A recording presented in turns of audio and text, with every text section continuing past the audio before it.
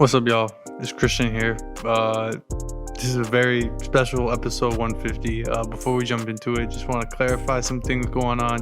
This is a Harsha only episode, which he will explain a little bit more as he gets into it.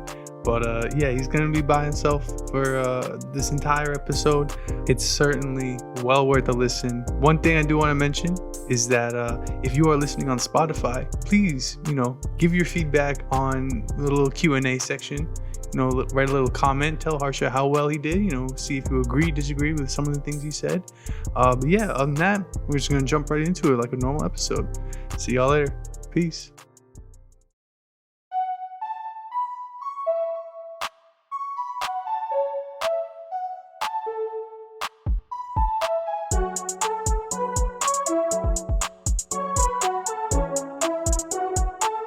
In the last 17 years or so.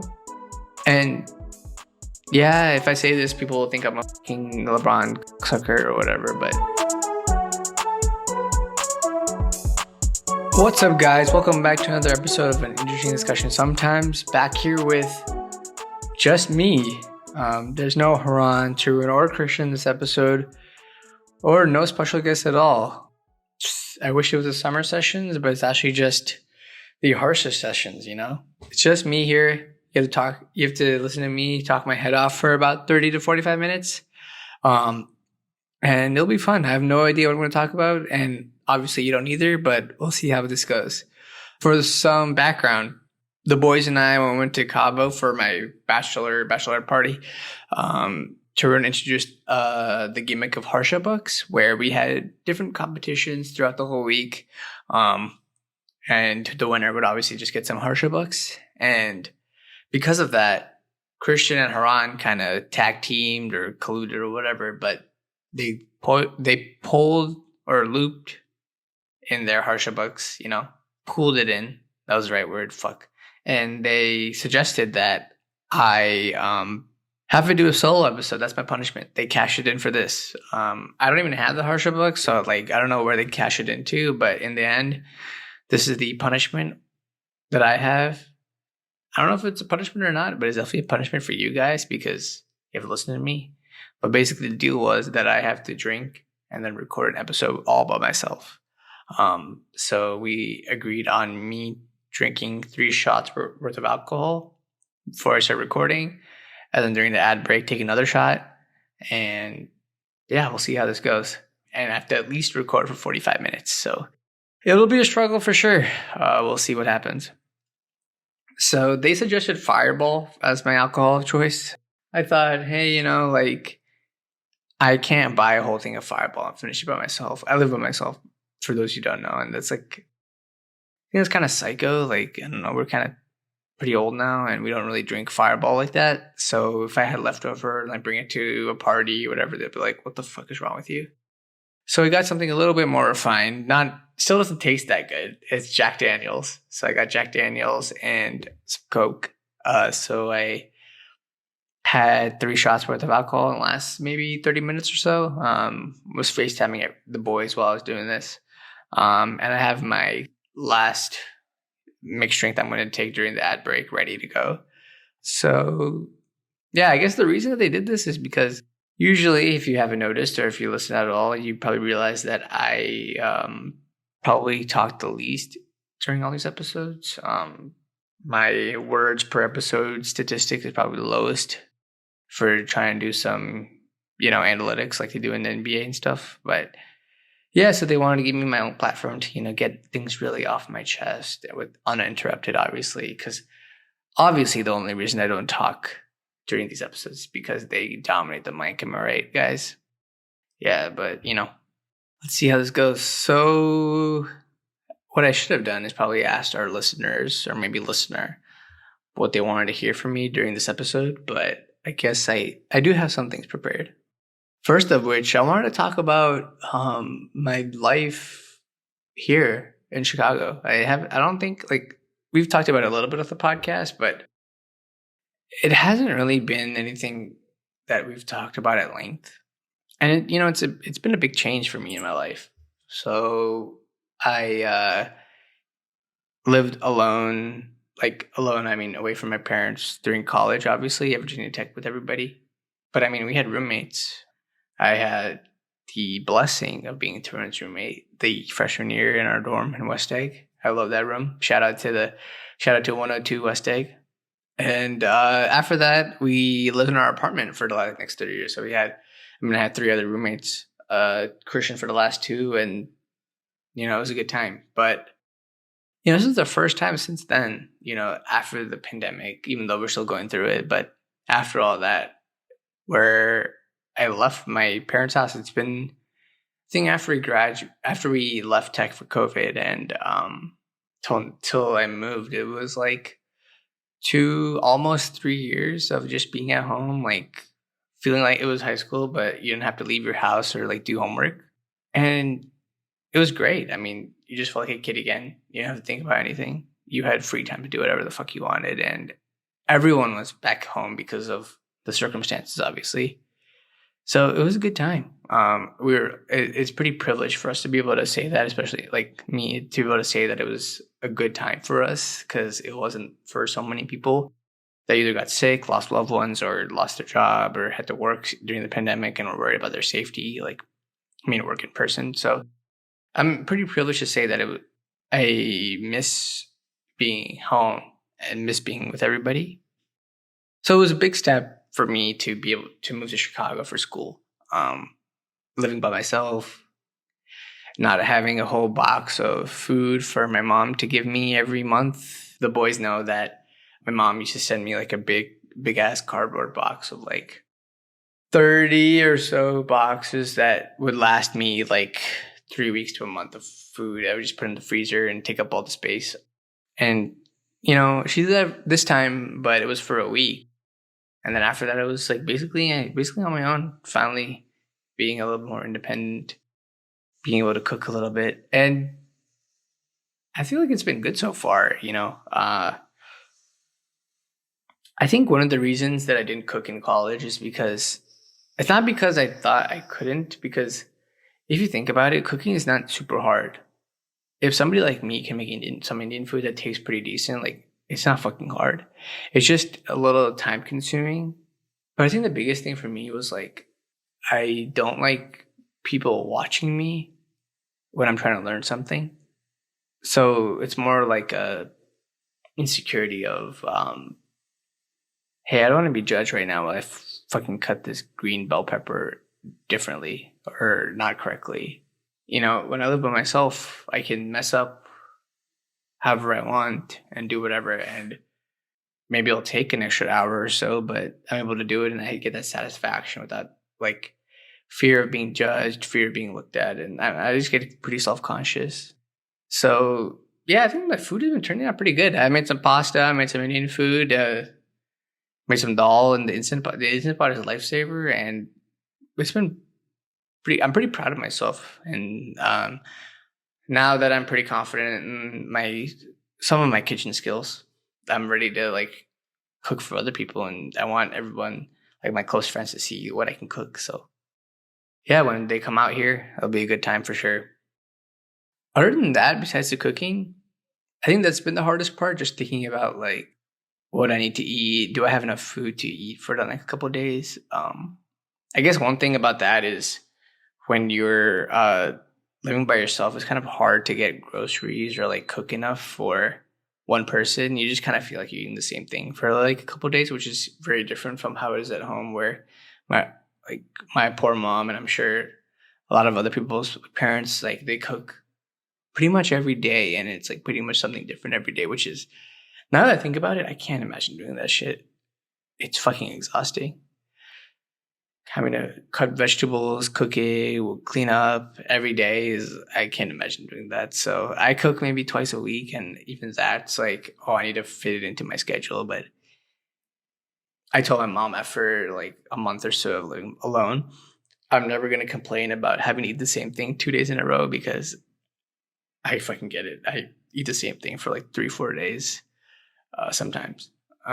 So yeah, other than the cooking, it's been kind of good to live alone. You're always on your own schedule. You can eat whenever you want, and you can wake up whenever you want. You can leave the house whenever you want.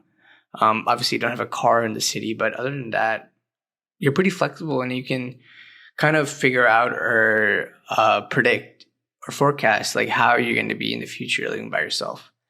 I think the hardest part is like sticking to a schedule when it comes to working out or things like that, especially without a car. You have to like, for me personally, for my gym, you have to take a train to get to your gym. So like it is a little bit inconvenient and it's kind of hard to find time in the evenings to work out or go to the gym. So the only times I've done that is in the morning. So other than that, I really enjoyed living alone. Obviously, miss my friends, miss Amrita, but I think that will change, especially when she gets to move to Illinois, and our friends are gonna be all over the place, anyways. Like right now, I feel like I'm one of the only people out of our friend group to be away from home, which is not true. Like I have a lot of friends away from Nova, but like people like they still hang out, and I'm like, oh, I miss them. But when everyone's about to leave, so like then it doesn't really matter. We're all spread out, which is kind of sad if you think about it. At least our college friend group, like we were 10 or 20 steps away from each other in college, and even then, sometimes we were like, oh fuck, it's kind of cold outside. Like, do we need to go downstairs and see them? Can they just come upstairs? But now, like 3 years removed, you'd be like, I mean, fuck yeah, I'll go wherever. I'll drive like 30 minutes to go to fucking where these guys go, Dave and Buster's, to play shooting games. So it's different, especially when we're removed from that setting, which I'll miss for sure. But I guess, I mean, that's the part of being older, I guess. It's very unlikely that all your friends will settle down in the same state, city, country, neighborhood. So you appreciate what you got and look forward to the next time you get to hang out with them. That's why I really cherished our Cabo trip that I mentioned. This is outside of the fact that it's the fucking reason I have to do this shit, like this episode. It was a really good time. I think it was one of my favorite trips I've ever taken, just because you kind of appreciate all like our friends being able to take the time out for a week, in some cases 3 days, but we don't talk about that. And you take a week out to go somewhere else, spend a lot of money, and just celebrate me and Amrita, but just hang out with everybody and have a great fucking time. So I still think about that trip a lot, and hopefully we get to do something like that again, like very soon. But I mean, I guess the wedding is some of it, even though it won't be as like relaxed and fun for me and Amrita. Obviously, I hope everyone gets to come and have a good time. I mean, speaking of the wedding, like, can you guys believe that? I mean, I don't even know who I'm talking to when I say, can you guys believe, because who the fuck's listening? But can you guys believe that I'm about to be married in less than 3 months? Like, I think that's fucking ridiculous. It doesn't feel real at all. It just feels like an event for me. But the amount of work that's been put in, I'd say the last year and a half. I can't believe it's been a year and a half since I proposed. But since then, the amount of work that's been put into such a big event in our lifetime, it is crazy. It takes so much work. Currently, my dad's in India right now. And then later, I think I'm with his parents going to India, like just to help out and for the wedding and for other reasons, I guess. But, it's a lot of work for an Indian wedding. It's a lot of money too. And I just hope that it pays off, which I'm sure it will. Maybe won't fully get to enjoy all of the things that are going to happen that weekend or that week, just because we'll be so busy and tired. But I think looking back, we'll really enjoy it. And we'll be glad that we did it the way that we did. It's been a little stressful, like wedding planning, in terms of like having to talk about it all the time, or like our parents having to talk about it all the time. But, once we get past that and we have some time away from it, I'm really excited for that feeling. And being able to finally be fucking independent, something that I wanted to do for so long. We're taping this on, I'm taping this on February 16th, and it's the day before our anniversary, like Amrita's and mine's 6-year anniversary. The fact that we never got to go on like an extended trip, really, besides New York, or live together, obviously. I'm super looking forward to it. So excited for the next 3 months. It'll be stressful, but I'll be worth it for sure. Other than that, I think coming back to like living in Chicago, Chicago's a great fucking city. I've been lucky that the winter hasn't been as bad as it usually is. It has been super cold. I think the coldest it's been is that weekend we got fucked coming back from Cabo. But other than that, it's been good. So glad I didn't have to suffer through that alone. It's been good. Everyone here has been super nice. Meeting people through school and otherwise. And I haven't felt super lonely because I've always had things to do. I thought people maybe mentioned to me that living alone has its downfalls where you don't have a roommate, you don't have somebody to talk to constantly, which sometimes I do feel that, especially before this episode, I had to drink 3 shots of whiskey and I did not want to do that in silence alone. So I called friends, but it's good to have that balance. But I think I have felt lonely at times, even if I'm around friends, because this is probably the first time in my life since I moved to Virginia when I was 11 that I had to actually open up, make friends. Like, I think ever since then, ever since I was 11, I knew people through people, or I met people in a group.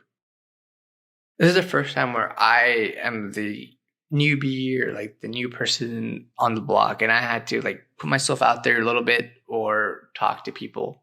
And you don't remember, like maybe when you're 10 or 11 it comes naturally, or like you have some anxiety, but I mean that was over half my life ago, so I don't remember how it felt, and it is pretty tough.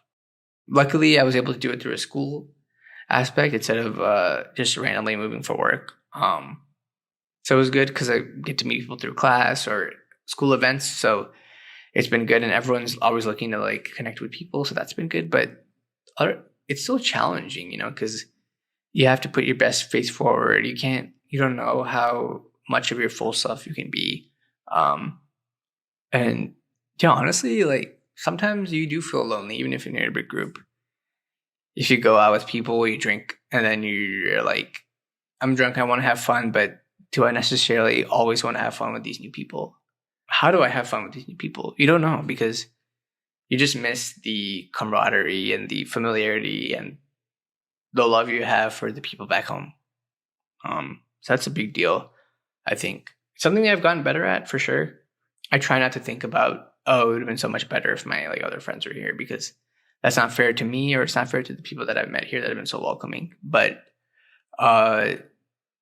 it is tough, and I'm really looking forward to, and at least I'm really good to be in Illinois and Chicago, because I'll have somebody that knows my true self fully. And I've talked about on the podcast at times where I've blacked out and like no one's been able to take care of me. And I don't know if it's a coincidence that maybe I didn't eat that much that day, or it's like, hey, if I was at home in Nova and I drank like this and I was by myself, would I just black out all the time? Because I don't do that when I'm home, because one, maybe I control myself better, or I have friends to do that for me or like help me out. So it's been rough. I think that's the one downside of like living alone or in a new city. Last couple of weeks have been like probably the toughest weeks of my life, I'd say. Just going through stuff personally or in a relationship, just, trying to figure out your priorities, or figure out how you act in social situations. And, if you're sad about being lonely and you just come home to nobody, then you get even more sad, And I don't necessarily classify myself as a sad person, but, this last like 2-3 weeks have been pretty tough, but definitely growing from it. And I like where I'm at now. So I think it's been good. I'm glad I'm getting through it myself. And I'm actually glad that you guys are getting through this episode. So for that, I'll reward you with an ad break. All right, welcome back from the ad. I'm glad you got a break from listening to me talk. I'm glad I got a break from listening to me talk too, because I have not talked for this long in my whole life, probably. I mean, have you guys talking for 20 minutes straight uninterrupted? Like, what the fuck? Like, you must be psycho. Not to shame any psycho people, but that's not me. So yeah, that was a little bit about how I feel. I'm curious to hear what you guys think about it. I've definitely grown a lot as one can in the last maybe month and a half. Like as much as you can, I think I've grown a great amount. Been able to be independent, learn how to cook, learn how to live with myself and my own thoughts. Obviously miss my friends, like I mentioned earlier, but learn how to make new friends. And I've been pretty blessed in my transition. It's been better than I expected, even though it's probably been the toughest last maybe couple weeks of my life, just based on circumstances. But yeah, man, it's been great. And I think some advice that I will give people is like, you can never be too hard on yourself. Sometimes if you make mistakes on whatever and it affects your moral compass and you feel guilt or you feel like you should have done something better. Yeah, I mean, that's a good feeling to have. So it shows you're not like a fucking cyborg, which people may mistake me to be, which I'm not. But I mean, it's good to feel that, but it's also good to, just look at everything in a light of how you can improve. And you can't ever be too hard on yourself, because at the end of the day, like that's the only person you have is yourself. So there's something I'll throw out there, Feeling pretty deep after this fourth drink I take during the ad break. Gotta eat dinner after this. We'll see how that goes. Speaking of drinking, I'm drinking whiskey right now, like I mentioned, Jack Daniels. But another alcohol brand or type is tequila. And probably the best tequila unbiased that I've ever had is Lobos, which a certain basketball player named LeBron has some buy-in in, some stake in the company. So let's talk about LeBron, right? That was probably seamless transition. So for those of you who don't know, LeBron recently broke the all-time scoring record for regular season points. 38,388 was the mark left by Kareem. And last Tuesday against the Thunder, LeBron hit a fadeaway at the elbow and got to 38,390. Broke the record. It's been great. I wish I had my LeBron jersey to wear it the next day after, but I didn't because the Lakers fucking suck. But it's crazy to watch somebody since you were 7 years old religiously. Because, I mean, obviously I've grown a shit ton since I was 7. But you can also see how he has grown in the last 17 years or so. And yeah, if I say this, people will think I'm a fucking LeBron cocksucker or whatever, but he's been a big part of my life. And I don't think I have any regrets about it. That's basically what I do in my free time is just watch basketball, right? And one of the things I really appreciate in my life is the opportunity that our parents had to move from Youngstown, Ohio to Cleveland. Because without that, like, who knows if I would be a basketball or sports fan. And yeah, maybe if I didn't have that move, I would have found other passions, but I can't imagine myself not being a sports fan. And being a Cleveland sports fan is probably one of the most cursed sports fans you can ever be. Like, even the Capitals have had the DC sports fan had 3 championships in the last 5 years, Capitals, Mystics, Nationals. It took so much for the Cleveland sports fan to have a championship in 2016, and we almost had 2. But you've also seen, as a fan, like you if you're with a fan of a person or a team for like X amount of years, you see them grow and you see them improve, and it shows you that you can also grow as yourself. So it's a little bit cheesy, but I really appreciated my time of being a LeBron fan, and I still am a LeBron fan. I don't think I'm as diehard as I used to be, just because his team sucks. I've grown older, and his team sucks, so it's been tough. But seeing him grow, going through that first playoff loss against the Pistons, and he came back, beat them. That Game 5 was legendary. Made to the finals. The year after that, made to the Game 7 against the Big 3 Celtics. So one of the only first maybe not first because he had Duncan, Parker, and Ginobili, but one of the first in the Eastern Conference in terms of big threes and like stacked teams, quote unquote. But that was a good game. And then after that, seeing how he wasn't big enough to handle Paul Pierce.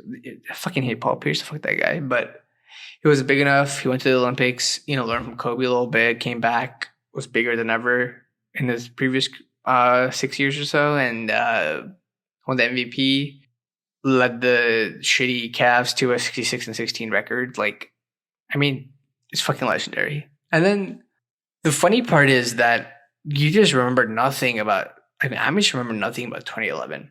Honestly, like, it's not even because I'm being biased. Like, I just think about that series, and the last thing I remember is Dirk hitting that shot in game 2 to make them win the game. And I don't know what happened. Maybe I was traumatized and I blocked the rest of the series out. Maybe I was out of town. I just don't remember. Like, I don't know what the fuck happened, but it was a blur. And, people can make mistakes. So we moved past it. And then seeing him game 6 with that face against the Celtics. Yeah, Christian. Fuck the fucking Celtics. Fuck Paul Pierce. That was fucking amazing. Cramps against OKC. No problem. The free throws he made in game 2. Big deal because he never made free throws before in a clutch situation. 2013. The best 9 minutes of basketball he's ever played. Making them come back from 3-2. And then 2015. That game 2 against the Warriors. Delvado with your second player. 2016, we didn't even talk about it. The 2018, 51 points in game 1. Like, what the fuck? That was probably the best version of LeBron I've ever seen. And then 2020, like, you have to have a whole pandemic to stop this guy, and he's going to come back stronger than ever and beat the fraudulent Western Conference. So, LeBron is the GOAT. I don't understand why people don't think that. They just look at stupid numbers like 6-0 in the finals, 6 MVPs. Like, honestly, who gives a shit? Are you going to hold it against him that LeBron made the finals in 2007? 2018? Yeah, he had the choke against the Mavericks. That's probably the biggest argument that Jordan people have, which I can't dispute, obviously, because 8 points in game 4 is fucking embarrassing. But outside of that, can you penalize the guy for making it farther than Jordan did with more teams? Like, I don't understand that logic. And then you can look at, Jordan had more defensive player of the years. Well, fucking LeBron had to have the 2013 defensive player of the year, but Marc Gasol won, even though he was second team defensive, all defensive team. So where the fuck is the logic in that, You can look at MVPs. Jordan had 5 MVPs, I think. There was voter fatigue in 2011. LeBron should have won in 2011, but people just hated him. So what are you going to do there? Jordan does not hold a candle to LeBron's longevity. Jordan got tired. He thought his team wasn't too good, or he was too busy gambling or whatever the fuck to go leave the Bulls in 1993 to play for the White Sox minor league team for 2 years, or like, whatever. Give me a fucking break. The dude was just gassed. He knew he was going to come back to basketball. He just was gassed, or he gambled too much, and Stern was like, you're going to leave or I want to suspend you. But he didn't want to suspend it because it would hurt the face of the league. So what the fuck is that? LeBron's played for 20 years and been at top of his game. Maybe not the top 1 player the whole 20 years, obviously, but maybe top 1 for maybe 10 to 12. And then last couple of years of the Lakers, maybe top 5, top 10. But, like, he's been there the whole time. Longevity, hasn't had a major injury. Team player. The fucking Last Dance pissed me off. Phil Jackson was like, they made a big deal about how Jordan passed the ball to Paxson and Kerr. He's such a good player. Like, LeBron did that from the jump. And just because Culver missed a shot in 2017 Game 3 doesn't mean that LeBron's a shit player. Like, what the fuck? LeBron had that team first mindset, and then you're playing a team game. So he didn't need anyone to teach him that. So, I don't know. LeBron's the GOAT. You can't penalize him for going farther in the playoffs more often than Jordan did. If LeBron was 4-0 in the finals, would people be like, oh my God, he's better than 4-6? Like, I don't know. Did Jordan have to play any Jordan's finals competition, like granted the Eastern Conference is probably tougher, but the teams he played in the finals are not that great compared to the teams that LeBron played. I'm not going to say more than that. We can look it up. Did Jordan have to play against Curry and Durant or anyone like that? No. So, I mean, there's that. He got to play against a little white dude and a fucking pedophile. Does that mean he's the GOAT? Suck my peen, dog. That's what I'm going to say about that. And we should be really, really, we should admire LeBron for breaking the record. I mean, it's one of the last records he had. He's top one in scoring, fourth in assists. He can be 40K points, 10K rebounds, 10K assists. I mean, no one's ever done that. He's probably the best athlete in the sport than maybe Gretzky, because Gretzky has the most goals and assists of all time. So probably give him that. But he's a GOAT, man. You can't knock him. So like LeBron, he's been to a couple cities. Cleveland, Miami, Los Angeles, Akron. Like him, we're going to do the same thing. I'm going to rank cities in the US. Obviously, I can only rank the ones I've been to, which isn't all of them. But what the fuck else you got? It's only me on the podcast, so fuck you. So let's start with cities I've been to. So obviously, I've been to Cleveland, DC, Chicago, New York, Boston, Philly, Charlotte, Atlanta, Miami, Jacksonville, Orlando, Austin, Dallas, San Antonio, San Francisco, Seattle. Probably missing some, but that's like the gist of it. So we'll just go with that. I'm just gonna go. I don't know if I can rank them in order, but I'm just gonna analyze each city. So San Francisco was some shit. There's shit on the floor. There's shit on the road. There's shit everywhere. There's shit on people. Granted, California has a big homeless population, which is probably why there's shit everywhere. So I apologize for that, but I don't apologize for the amount of shit I saw. For me, when I visited, it was pretty tough to navigate. You have to Uber everywhere. Uber's expensive. A lot of traffic. A lot of hills. Walking is kind of tough. Weather was just okay, even in June or May. So, I don't know. I'll put it at the bottom tier. Seattle.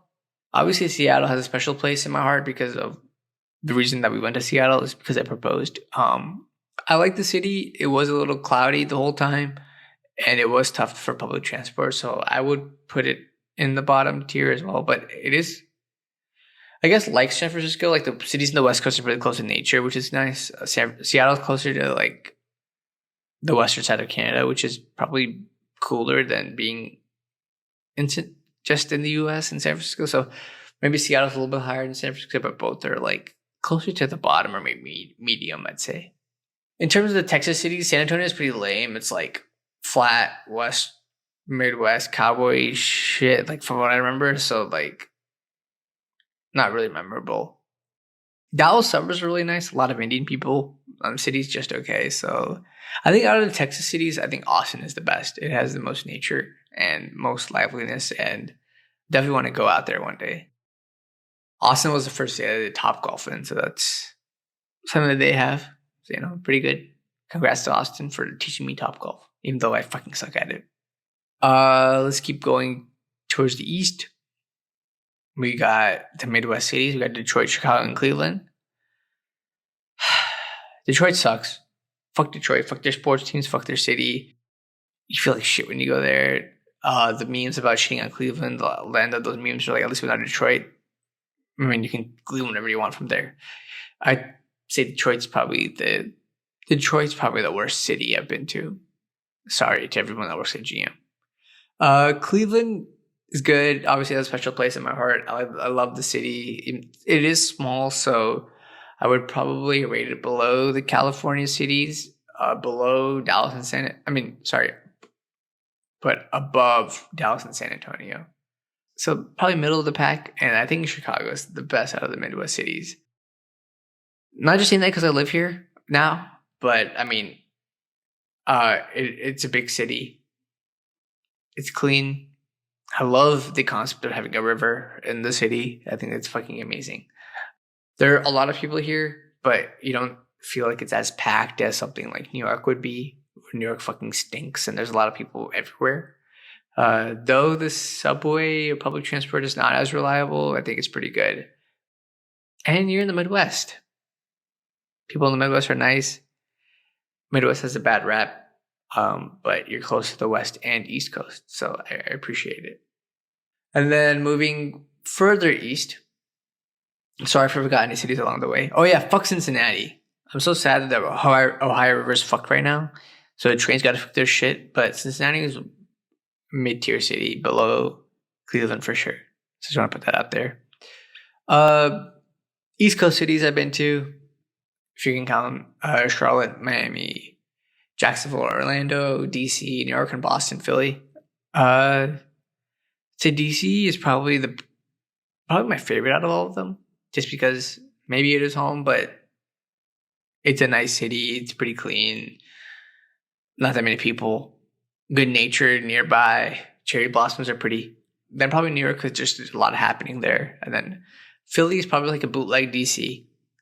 Boston is okay. I think I visited Boston at a bad time because it was raining and it was a hurricane or whatever. But I fucking hate the sports teams there, so like they can fuck off. So Boston's probably below all those cities I listed. Outside of out of the Florida cities, probably I'll go Miami, Orlando, Jacksonville. Miami is super fun. I want to go back there when I'm super rich. Orlando is cool because of Disney World. And Jacksonville, whatever. You got Daytona Beach nearby, I guess. Charlotte was small. It was like a couple streets, so it was probably above Jacksonville, but that's about it. So yeah, I hope you enjoyed my tier list there. The last thing I'll mention is pet peeves of mine before I head out. I don't think I get super agitated as a person, but there's a couple of things that just turn me off. I think I've talked about them before on the podcast, but I can just expand a little bit. I don't really appreciate people that are super loud. It's not necessarily a bad thing. I mean, if that's how they talk, that's how they talk. But it just kind of turns me off in a way because I'm like, I'm literally right next to you. Why the fuck are you yelling in my ear? Why are you talking so loud? Are you just talking so loud just to hear you talk? Do you need to get the wax cleared out of your ear because you're fucking talking so loud? And it just happens to be a coincidence. Not trying to be mean here. It just happens to be a coincidence that the people that talk loud also talk too much. Maybe that's just like you think they're talking too loud, so they're talking too much. So even if they talk a little bit, you just think they're talking a lot because they're super loud. Whatever it is, they need to shut the fuck up. Other than that, I wouldn't say I'm like a super smart guy, but this is something I should work on. I fucking hate stupid questions. Especially when I've said the answer before. Or people that, when I say multiple things, will I respond to the last thing and ask about the previous thing. Can you just read? Can you just think about it a little bit instead of asking me? Those are probably my two pet peeves.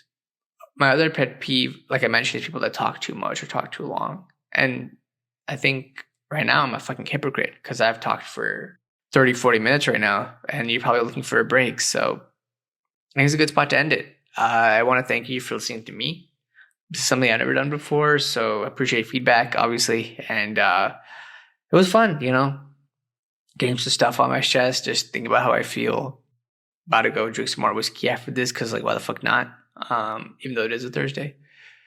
So, yeah, I appreciate you guys if you made it this far. Thank you for listening to me. If you want more of these from the other guys, let's make it happen because I want to hear them for an hour or so. So that'd be awesome. And, yeah, they should let me talk more, right? The other guests, other hosts, geez, I'm pretty good. Kidding. Yeah, with that, we're just going to wrap it up. I don't have anything to plug. You already know my Instagram at Harsh Madness, but I want to plug this podcast at Interesting Discussion. And the message I'll leave you with is don't forget to be happy. That's something people forget a lot when they're trying to move quickly or do things or achieve the next goal. Just don't forget about being happy and being thankful about the things that have already went right for you or good for you in the last however many years of your life. So with that, I want to thank you guys for listening. Really appreciate it. If you like this, you can find more episodes from this podcast, but definitely nothing like this. So if you're tired of me, listen to anything else on this podcast. This is episode 150, so it's a special one, but we have so many more. And in our repertoire and so many more creative ideas coming. So you want to follow us on Spotify, leave the 5-star review, follow us on Instagram, watch our YouTube shorts and Instagram reels, Amazon Prime, HBO Max, Gmail, Yahoo, wherever you get your stuff. Fuck the SEC. Just gonna say that. And so thank you for listening. Have a good rest of your day. Talk to you later. Bye bye.